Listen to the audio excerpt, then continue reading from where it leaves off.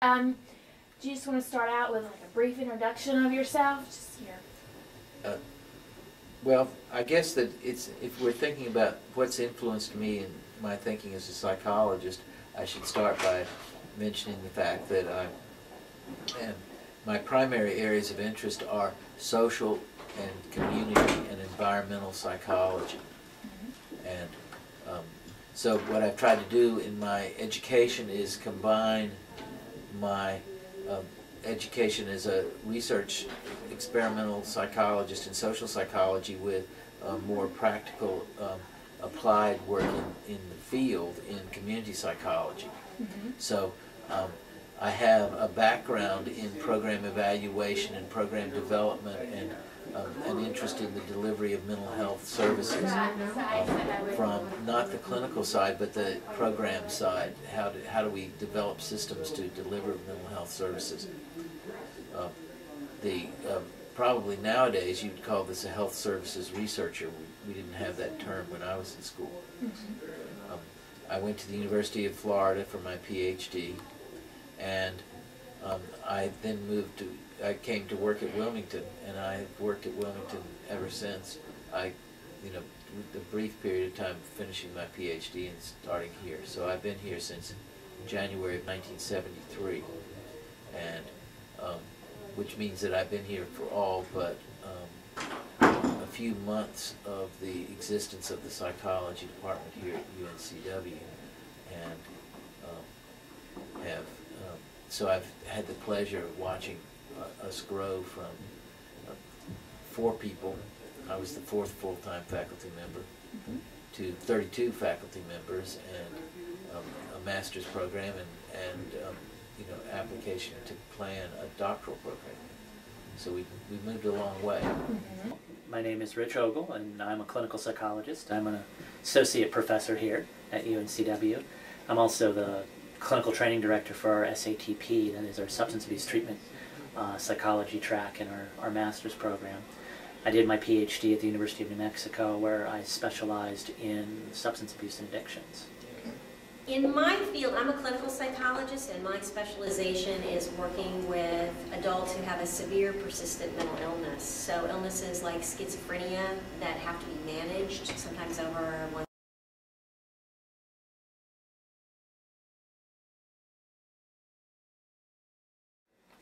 I guess if I were to be specific about my field being the substance abuse and substance abuse treatment field, I would say that probably my advisor, Bill Miller, was probably the most influential person, at least in the past 20 years, mainly for the reason that he developed a novel approach to working with substance abusers that really kind of revolutionized the way in which we think about addictions and think about substance abusers.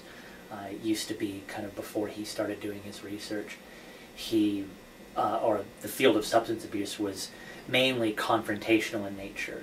The assumption that substance abusers are in denial and that you have to confront them and break down the denial. And he brought an approach that was based on Carl Rogers' philosophy and wrapped it up in kind of a package that resonated with substance abusers and people working in addictions. And it really has revolutionized the field, where when he first introduced it, people actually were so angry that they thought he ought to be shot. I've had addictions therapists tell me that when I first started in the field. Now it's seen as the thing to do.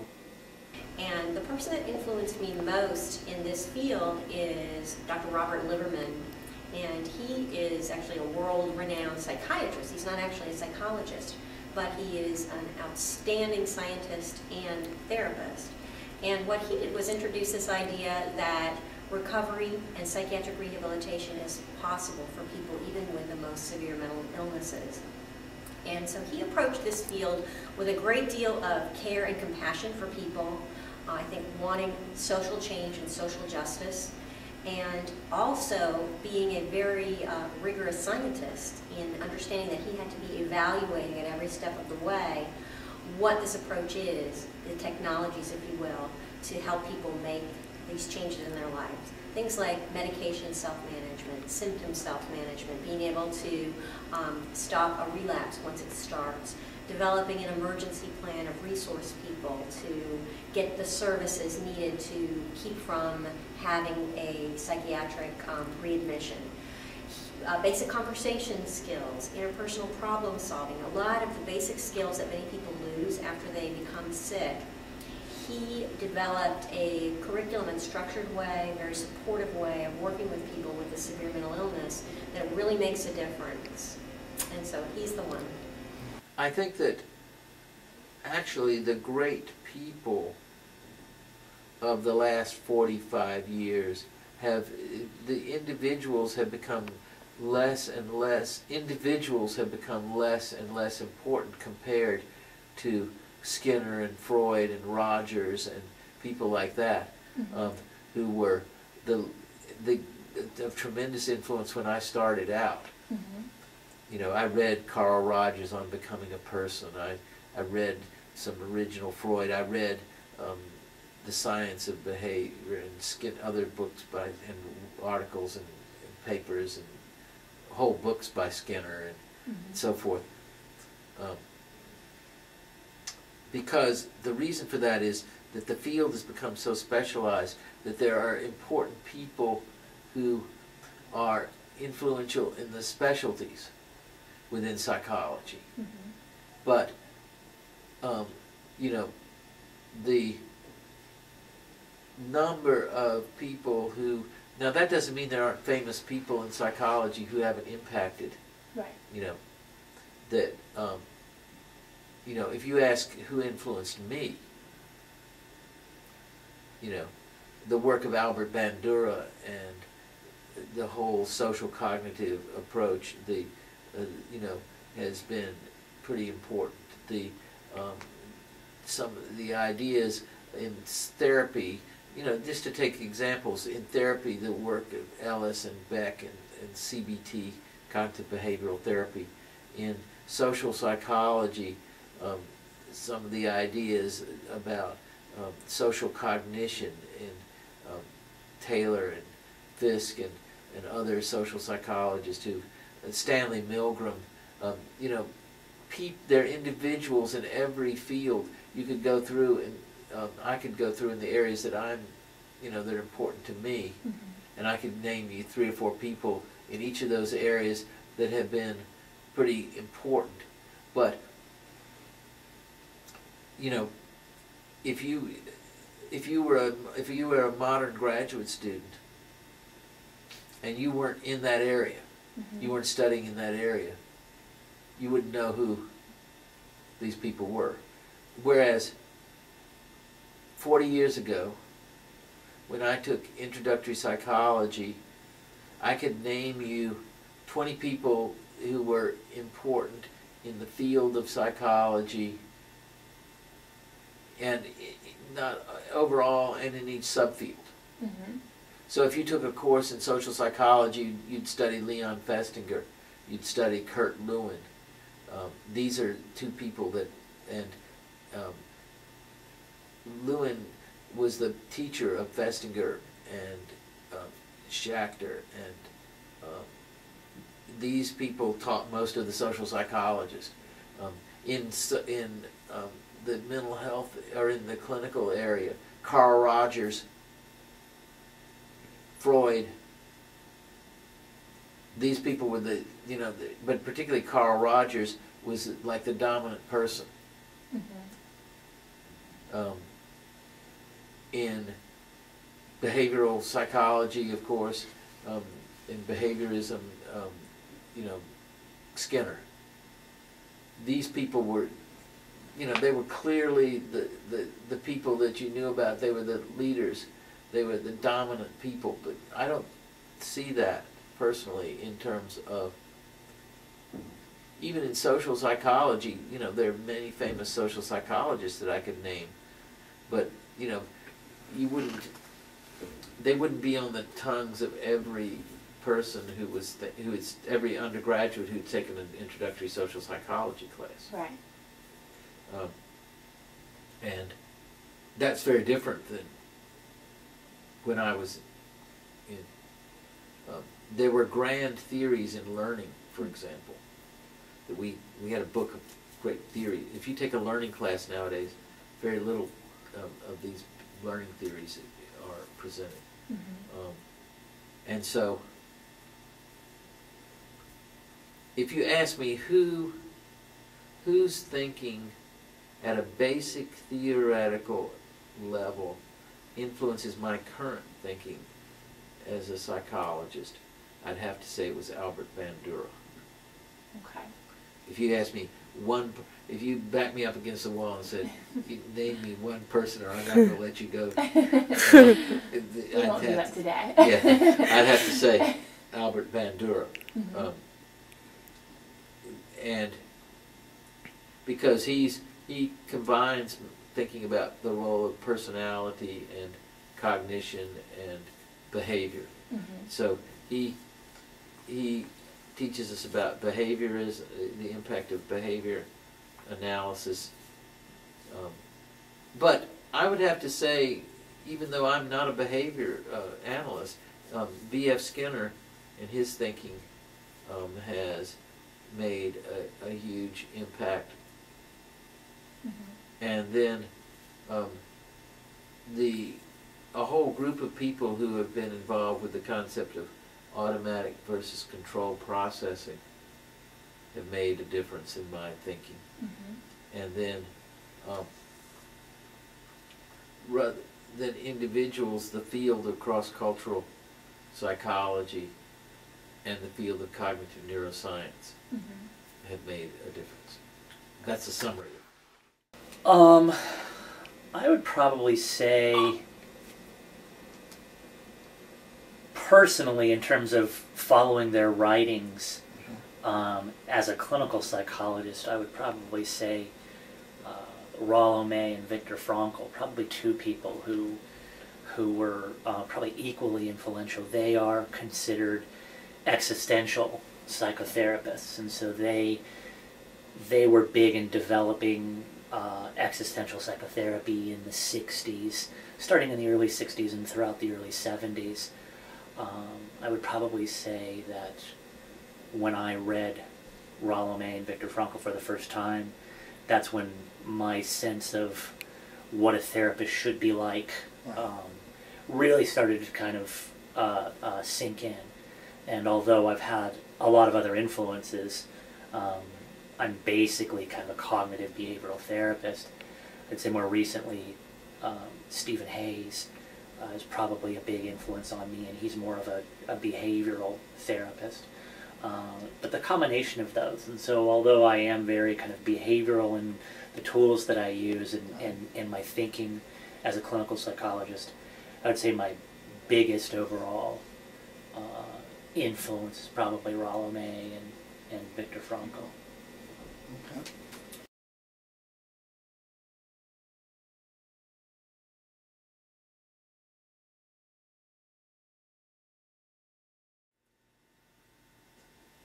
Okay, and I'm pretty familiar with actually a lot of some of what goes on in the high schools with this. So I would say, as currently structured in North Carolina,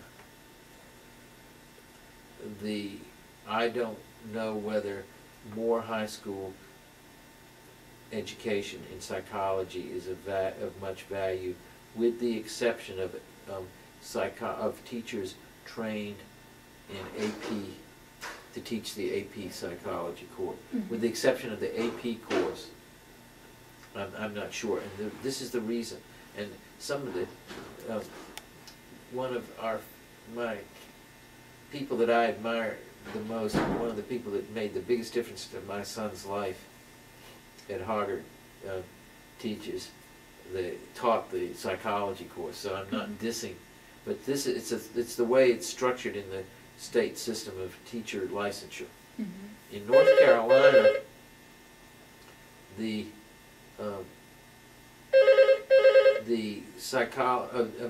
psychology is considered a social study. So the people that tend to teach psychology in the high schools are good-hearted people. Many of them have gone to special courses, including some I've taught, but they're mostly in North Carolina, to be given a social studies certificate, it's mostly history, with a little bit of political science, maybe an economics course, but it's mostly history. Right. And so most of the teachers are not trained to talk about what is taught in the typical high school psychology course is something we might call, is what we used to offer here in a course we called it Psychology for Everyday Life, or a Psychology of Adjustment. And it's, you know, relationships and so forth, but there's not enough science. You know, psychology is very interesting because it's the only discipline I know that is both a basic science and an applied science, is both a natural science and a social science, is both a liberal arts major and a major health profession, plus other areas of professional practice like engineering and industrial psychology, all at the same time. Right. And and the fact that it was labeled, it's sort of a throwaway course in the state, in the thinking of the people that plan the high school programs in North Carolina. In other states, they allow, you know, if they allow psychology majors to get a license as a high school psychology teacher, if they made the same requirements to teach psychology as they do biology, you can't just, if you were a chemistry major, you can't teach biology. If you're a history major, you shouldn't be able to teach psychology. Right. And so, in a roundabout way, I would say most students, if they, you know, ought to take psychology in college, with the exception of the AP courses or a few courses taught by some really dedicated teachers who come back and taken some scientific psychology courses. But I've tried to, you know, just some of the local teachers who, you know, I've tried to give them books and so forth, even just introductory psychology books, and they say, I don't want to do the science stuff. You know, they want to hold hands and sing Kumbaya. You know, that's not. And so, in some ways, they give a bad impression of psychology. Exactly. You know, they limit it to the part of psychology we call adjustment or maybe counseling. You know, that kind of thing, but not the rest of it. Right. Yeah, I think I do.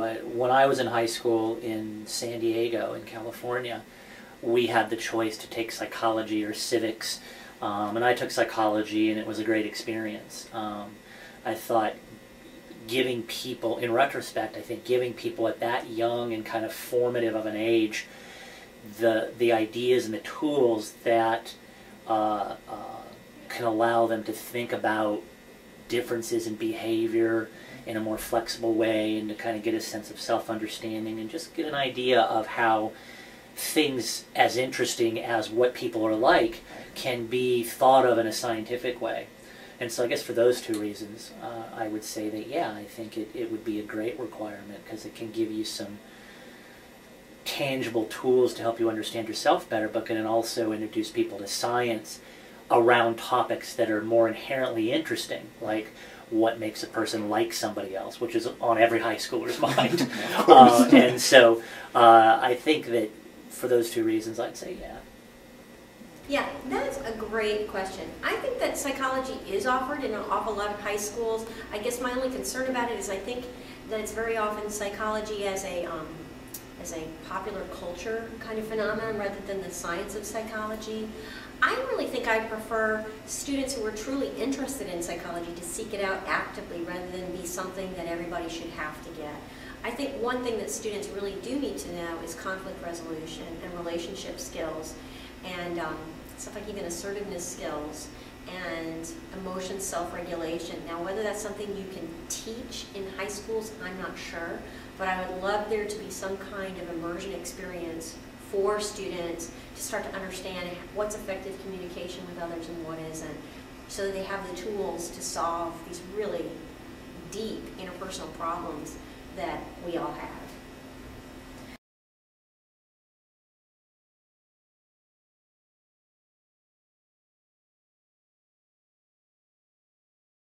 Actually, it may be that the people that do the best, APA has some high school psychology affiliate program, and the government has developed some training programs, summer training programs for high school psychology teachers around the country, and that's where, but until they change the system, and they're not, there's some practical reasons why they may not. I mean, if you have a, you know, we've in fact recently passed some federal laws that teachers teaching outside of their area count against the school's ratings, you know, and No Child Left Behind.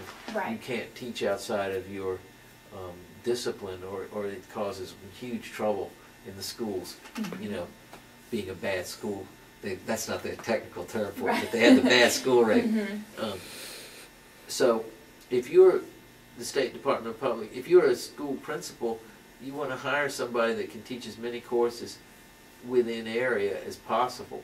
So if they then say, in order to teach psychology, you're teaching out of area unless you have 18 hours of psychology coursework, including in certain disciplines, then that's going to cause trouble, because the typical school is only going to offer 1 or 2 sections of psychology. Right. Although I think if they offered more sections, students would take it, because psychology is, and this is the English major of the current day. When I was in school, when people didn't know what they wanted to do, they took English. Right. They became an English major. So people take, you know, the vast majority of people who graduate from college have had at least introductory psychology. So I think that it would improve in the high school, but until they require enough junior and senior level courses in psychology to really get a grasp for the high school student of what psychology is about, personally, I think they ought to bag it. Right. Or except for, with the exception, the important exception of AP.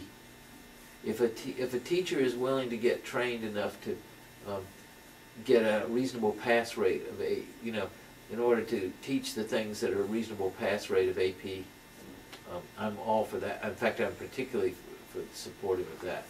And I think if the UNC system wants to do anything to improve that, that's where they need to have summer training programs for AP teachers. I think we do a lot of good. I think that the UNC system, the presence of psychology at Chapel Hill, the strength of our department here, the growing strength of the department at UNC Charlotte with its doctoral program and the emphasis, I think that we're doing, I think, quite a lot of good, not only for the field of psychology in general, the science of psychology, because you have people who are really good researchers and really contributing, who are part of this overall system. I also think that in general, the people who are involved in the system, I know that myself and people like Nora Noel and Andy Jackson and Mark Galizio and people at UNC Chapel Hill are all very much involved in the North Carolina Psychological Association, doing trainings, being involved, so that we're not only contributing to the science, but we're contributing to just making psychology a larger presence in the state.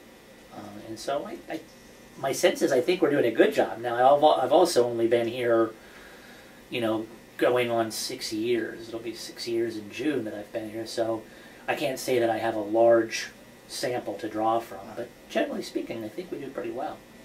The UNC system to improve the psychology field. Well, resources, of course, is the whole thing, right? I mean, the UNC system are the people that establish the priorities for funding and for space. and I can only speak for our campus, and that has been that, you know, psychology, despite a lot of grant activity and productivity and involvement of lots and lots of students in our research labs, a lot of individual attention.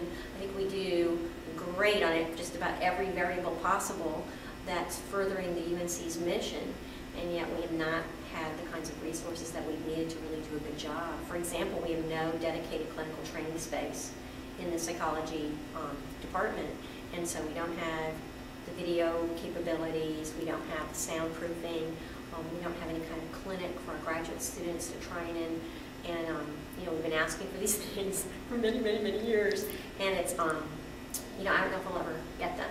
And so I think the UNC system needs to really understand more about what the contributions of psychology really are.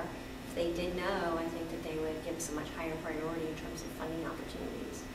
I do have to say that UNCW is a fantastic place to work.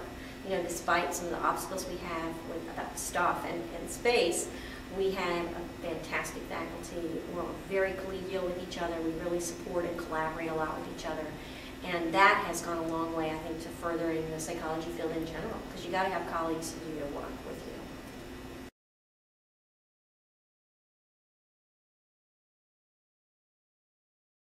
Well, I think they're the same leadership characteristics that are necessary for any leader. Mm-hmm. And a good leader has got, you know, several different things that they are good at. And you know, one thing is they've got good emotional control of themselves. That doesn't mean that they're all, you know, Lincoln was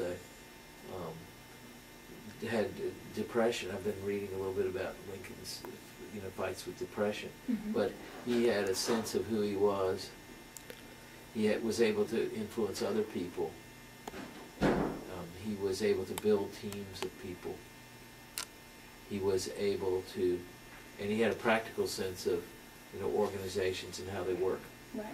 And so those traits, those general leadership traits are factors, plus what you need in all organizations, and that is a passion for doing something about having an influence.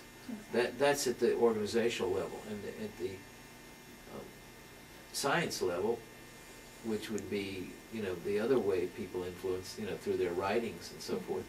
You have to really have a passion for studying behavior. Mm-hmm. Whether it's at the very practical level of, say, psychotherapy, or studying a neuron. Mm-hmm. I mean, I like to say that the thing that makes psychology exciting is we go from the neuron to the consulting room. Mm-hmm. Well, I think it's finding that hook for people to be able to say, yeah, this is how this can relate to me, and not just present things in a canned way, or in a way where you're kind of forcing a set of expectations or a particular idea on somebody, but you find out, you know, what makes whatever group you're interested in connecting with tick, whether it's students in high school or students here or people out in the community. Find what their concerns are, find what their motivators are, and kind of deliver your message through through that mindset. And when I train the master's level students here on working with people and listening to people, is, you know, to say that your main goal is to kind of find out what their concerns are, but you have an agenda too as a clinician, and so you follow your agenda, but you do it through their eyes. And I would say that that's probably would be the way I would do it in this context as well.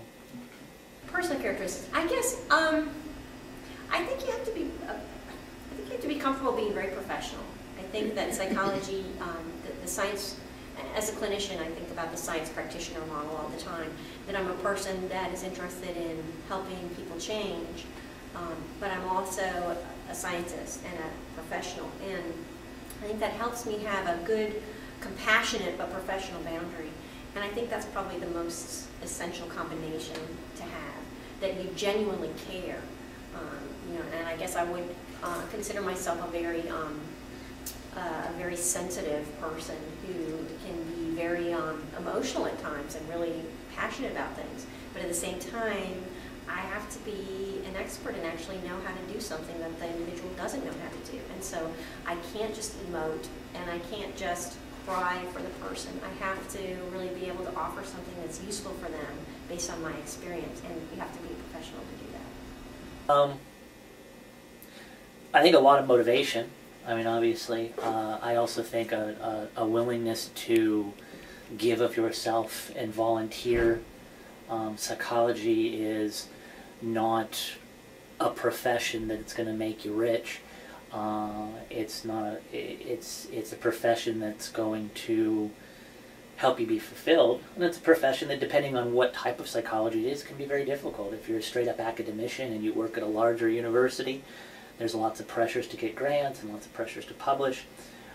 If you're a clinician and you're working with people, you know, that can be straining and difficult. So it takes a willingness to kind of give and have that as, I think, a more important motivator than receiving anything. So find out what it is in you that would be a commitment and an impact. You know, define that for yourself, and then see what aspect of psychology will help you do that to best. I mean, I think taking your studies really seriously goes a long way with impacting psychology. You know, I really hope that in this department we're teaching students to become, in some ways, mini colleagues, because in a lot of our research labs and the way that we involve students in our work, we can't do it without the undergraduates.